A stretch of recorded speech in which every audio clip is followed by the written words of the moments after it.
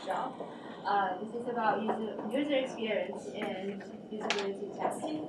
It's brought to you by the COCIS Usability Lab, the Tech Lab, and UXBA. UXBA is actually the User Experience Professional Association for students at Simmons. I'm one of the co-chair, and David is the other co-chair. So today, this workshop is divided into two parts. In the first half an hour, we're gonna go through some slides. I'm going to cover the basic concepts of user experience, usability testing, and some of the popular ways to do usability testing. And the second half will feature a tour of the lab. So we can actually go into the lab, explore the setup, and explore the softwares. And we're going to do a mock usability testing with the software that we use, which is Morae. So that should be very interesting. So first, user experience. According to the ISO 9241, yes, we have a standard for user experience. User experience is defined as a person's perceptions and responses that result from the use or anticipated use of a product, system, or services. It basically encompasses all aspects of the end user's interaction with the company or its product or its services. And in user experience research, we want to find out, we want to develop a deep understanding of the users.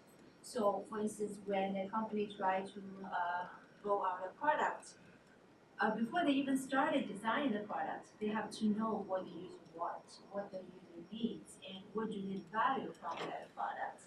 And what kind of ability do the users have to have in order to use the product? Is there a steep learning curve? And what kind of limitations does the product have to the users? For instance, the cost or the size, so those points. And according to Peter Movel's user experience article, basically a good user experience, during a good user experience, the user, when user is interacting with the service or the product, he or she has to find the product or the whole experience useful, desirable, accessible, valuable, credible, findable, and usable. So in today's workshop, we're going to focus on user experience and usability testing about websites and mobile apps. But user experience research can be so much broader.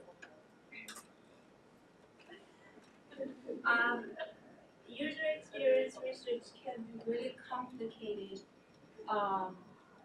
because it can be embedded through the process of product development. So it can span over a long period of time, or it can happen at the end of the product development, or even when the product has been released into market. So this is the case study of a very simple user research case. So Cinema City is a mobile application that we can use to purchase movie tickets. And here you will see the flow, the path a user has to go through to purchase the tickets. So you have to choose the city of the cinema, where the theater is located, which movie do you want to see, on what date. So you have to go through the whole process, then you have to sign in and you pay, you get the tickets. So the writer of this case study finds the process to be tedious, and he wants to find out what other users are thinking. So he gathered 10 people and asked them to use the mobile apps and gather their ideas, what's working, what's not working, what can be improved. And the 10 participants identified several problems. One is that the app forces the users to give all the exact information. So in order to get a choice of the movie to get to a ticket. But sometimes some users already have an idea. They want to go see a movie at a particular time, at a particular date, at a particular location, but others haven't made their choice yet. So they want to explore, they want to browse, they want to have more flexibility. So that's a big problem. The other problem is that the process feels very long. So they have to go through probably a couple of drop-down menus and have to make a production. And in the process, they don't get any indication of the seat selection. So maybe when they reach the I don't know, sign up and login session, and then after they put in all the information, they are told that there's no seat available. So that's a problem too.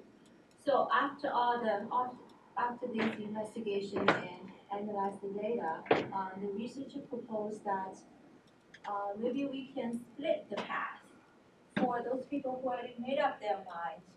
They can go select the movie and then moving on to see which theater provides what time and what seat.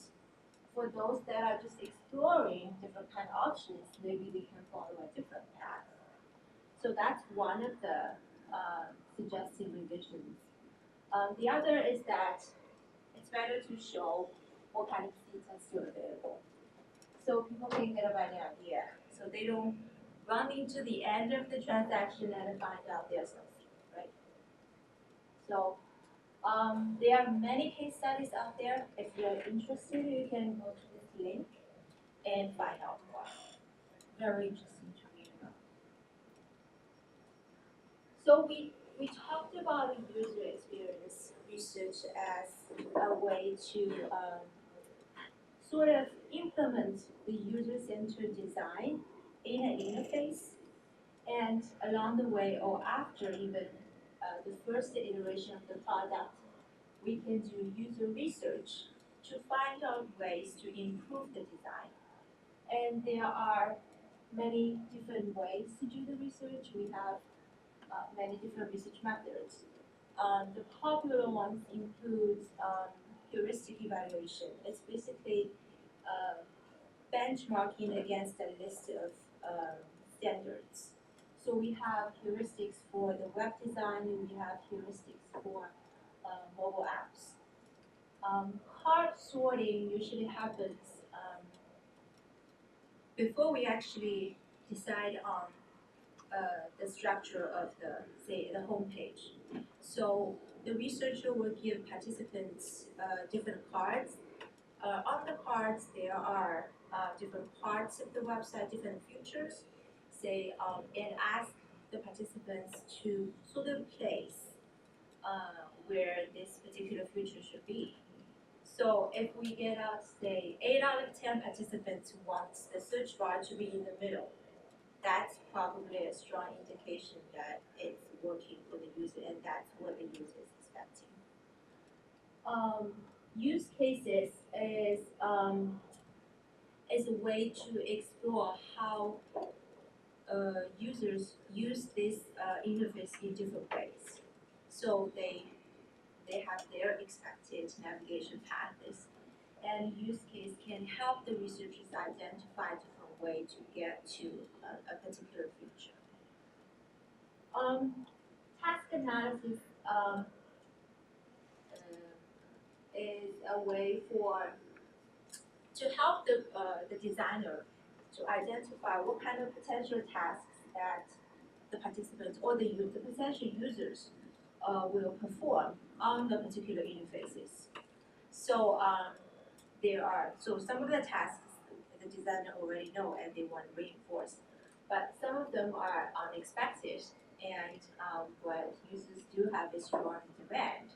So through the task analysis, the participants can help identify those potential tasks. And the one research method we're going to focus on today is usability testing. It's basically testing the users when they are actually interacting with the product or the services or the systems to find out how user-friendly that system is. So we're going to move on to main part, usability testing. So again, according to the official definition, usability is defined as the extent to which a product can be used by specified users to achieve specified goals with effectiveness, efficiency, satisfaction in the specified context of use. Pay attention to the three measures: effectiveness, efficiency, and satisfaction. These three are the most important measures that we're going to focus on, and user experience researcher usually focuses on when they are doing usability testing.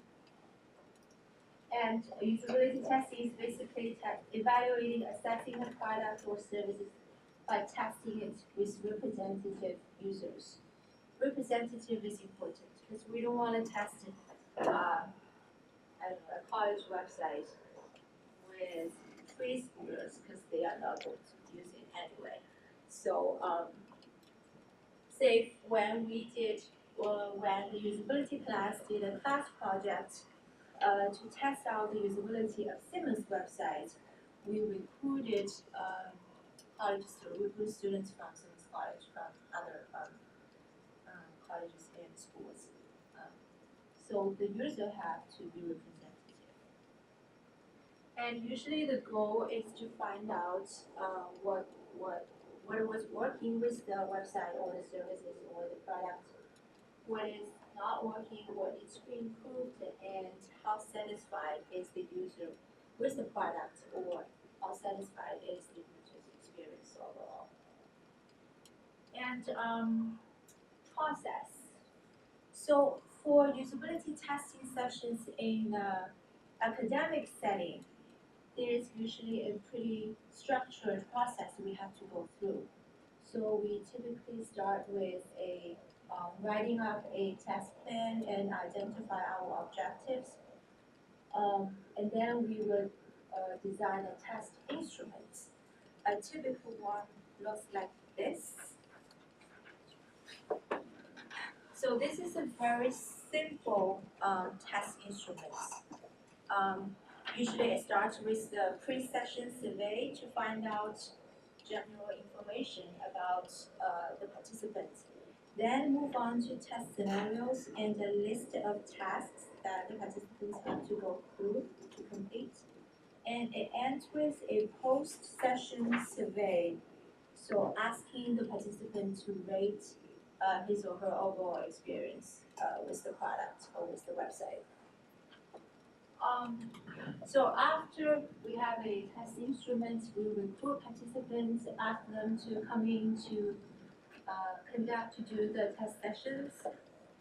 The moderators and the rest of the usability testing team will sit with the participant to go through the whole process.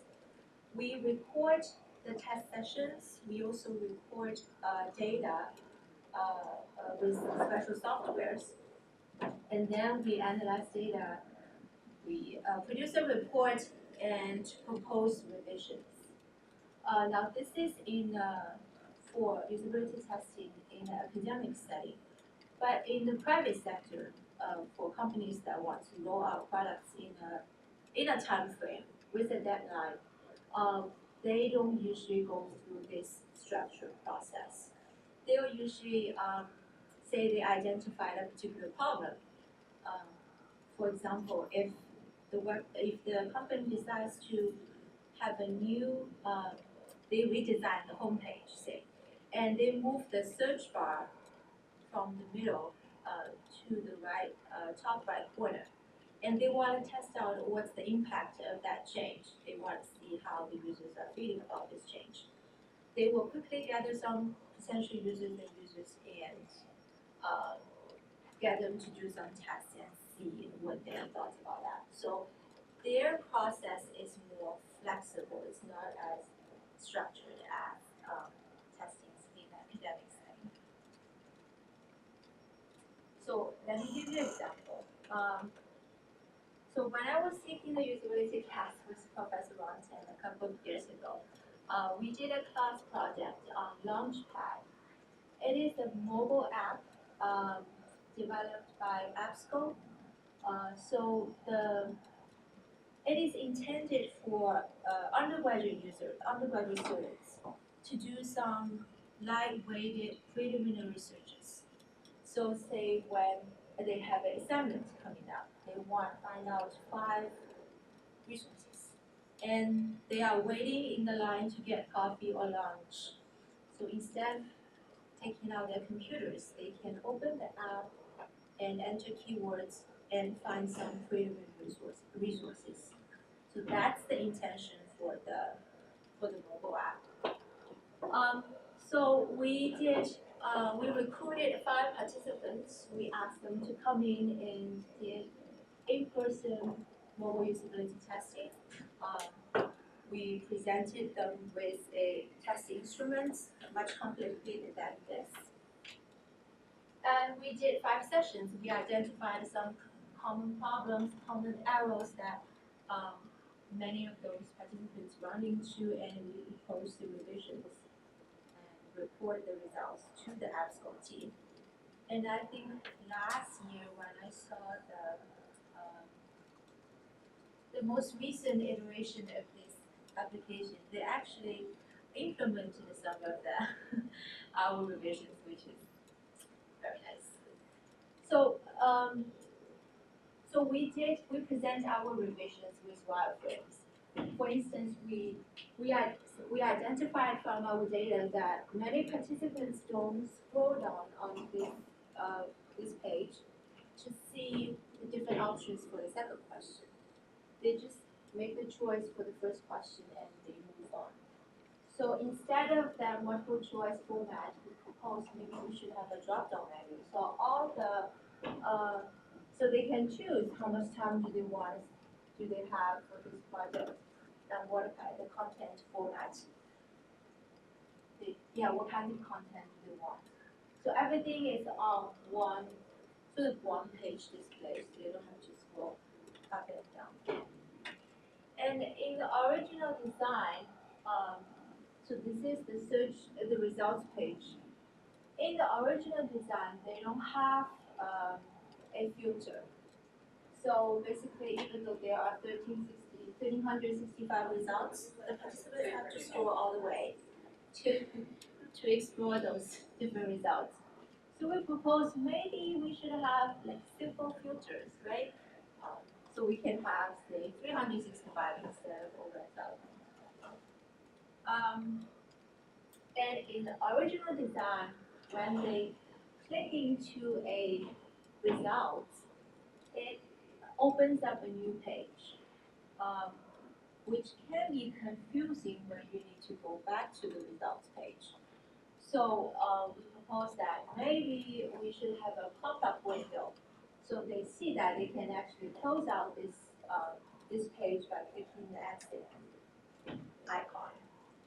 And which was very interesting is in the original design, they implemented a feature that no participant has successfully identified. So they designed the system in such a way that if you see a particular result, if you are happy with it, you want to keep it, you can swipe right to keep the results and swipe left to delete the results. But nobody caught it. So we said, why not? Let's do the thumbs up and thumbs down. Maybe that makes more sense, right? And if you've noticed, we also changed a couple of the icons on the top. So the shopping cart icon initially was very confusing. People thought they will have to buy something. But it was actually for saved items. If you click on that thumbs up, this item will be saved and moved to the shopping cart. It will be saved. So one of the tasks is to ask the participants to review what you have been saved. But they don't know. They thought the shopping cart is for buying something, so they never click into that sign. So they made this error by not trying to identify, because it's different from their mental models. It's different from their expectation. So we proposed that maybe we should have a different icon. So we think the backpack is cute, but but they thought it's not intuitive. Maybe we can have the file, the icon, because usually people associate that with saving something. So those are different ways of wireframe, and you can. So after compiling the data and doing the analysis, we propose changes. So remember the three important measures that I mentioned. We care about, in a usability testing session, we care about efficiency, effectiveness, and satisfaction. So all the tasks in the scenario that we ask the participants to complete is all about getting some real measurement of those three points. So efficiency is how fast a user can accomplish a task. So with those software that we use, we can actually record the time it took the participants to complete the session, complete a particular task. So if 10 out of those 10 participants all completed a particular task within 10 seconds, that must mean this design is working and it's pretty efficient. Effectiveness means how accurate a user can complete the tasks. So this has to do with whether the design is consistent with users' mental models, is consistent with their expectations. Like the shopping cart thing. So we usually associate that with purchasing something and having to check out. But we don't think of that as that we are saving something, or so that is not consistent, and many participants in our study made the errors of not looking into that. Satisfaction measures how user feels about using the system, whether they like it, they dislike it. So the usability testing project that we did with our mobile apps is an in-person usability testing. So we actually ask people to come into our lab and sit there. And this is the typical setup, and we will see later in the lab. So the room is divided into two parts. On, on this end, most of the researchers are sitting there. It's the researchers' room. And behind that mirror is this is the observer's room. Behind that mirror is the participants' room. And the participants will sit with the moderator behind the mirror in that room and interact with the computer there. And the equipment are set up in that way that the researchers in this room can view what's going on the screen and also the participants' facial expressions. So this is the typical design of a lab. The big problem with those physical usability labs is it's very costly. It's costly to build, it's costly to maintain, and it's very costly to recruit people to come in and do the testing, because you do have to give big incentives for them to travel all the way to your lab. So remote usability testing is getting more popular nowadays. And it can be moderated or unmoderated. Moderated testing means it's just like in-person testing, but we are joining through online conferencing tools. So people can, the participants and the team can join in through GoToMeeting, let's say, and we can make the participants the presenter and ask the participants to control the screen, and the moderator will guide the participants to go through the whole task. And the video will be recorded, the screen will be recorded, so we have something to go back to.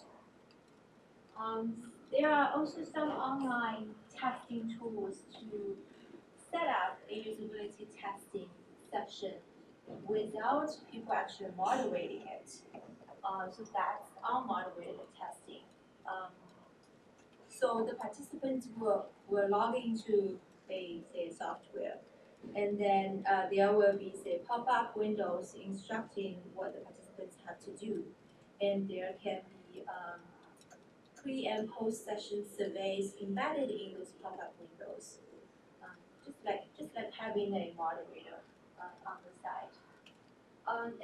These four are popular testing online testing tools that help you to create those sessions.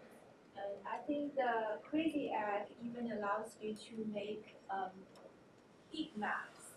So it tells you how long. So it tells you like when a participant is looking at a screen of looking at a home page. It tells you that his or her eye gazed upon the upper left corner first, then move on to somewhere else of the home page. So it gives you a heat map. And I think many people, many companies use Google Analytics to collect website usage data.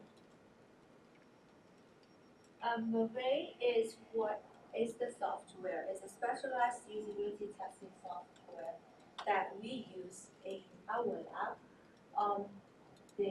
It has three parts: recorder, observer, manager.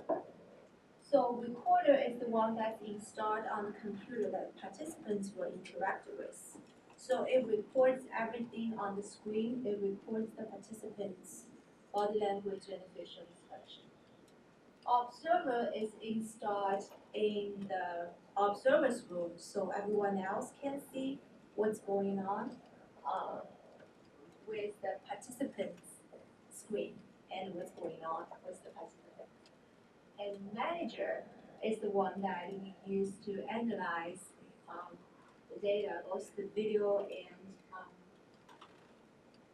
say the length of the task and what kind of error did the participants make. Is there a uncommon mouse moves on the home page or something? So it records different kinds of data. And manager is the one that we use to analyze and output results. We will get a better sense of the software and the setup and the interaction between the three parts when we are in the lab. Because we're going to use it to do a mock session, mock usability testing session. So another thing that's getting more attention is mobile usability testing. We are doing so many things on our phone nowadays. So people test the apps, people test the layout of the phone screen. And so this is a setup of a in-person mobile usability testing. So there's a camera on top that records the screen. And you will see here, I think the participants is sitting right here. So there's another camera recording the participants' facial expression. And on the side, we see the screen. So again, it's about going through the different tasks and have the recording so we can have something to go back to later and analyze. Another popular thing is eye tracking. So eye tracking is a tool that some researchers use to collect eye movement data. So in a regular usability testing session, they will put the eye tracking tools on the computer, either on top or above the keyboard, and the tool will capture the eye movement of the participants. And the data compiled can produce a heat map, or it shows you the movement that first people's eye gaze upon the head of the person and then move on to somewhere else on the home page. So there are many different things you can do with the eye tracking data. I think back in August, when App Store came in, they did 2 days of testing sessions. They are redesigning their database interface. So they come in, they did 20 sessions in 2 days, which is impressive. And their researcher used eye tracking methods. It looks like this, but it may not be totally. Use something like this, put it on the top of the laptop, and then they recorded the whole session, but they also have the participants' eye movement data as well. Okay, we're approaching the edge. So this is a very quick overview of what user experience and usability testing looks like. If you want to read more into this topic, and I think we should, those are very good places to start. Nielsen Norman Group has been writing about usability testing for many years. They have great short pieces, special topic articles, and they even have, I think, training courses that you can take. Usability.gov is itself is very user-friendly. I think the website is very user-friendly.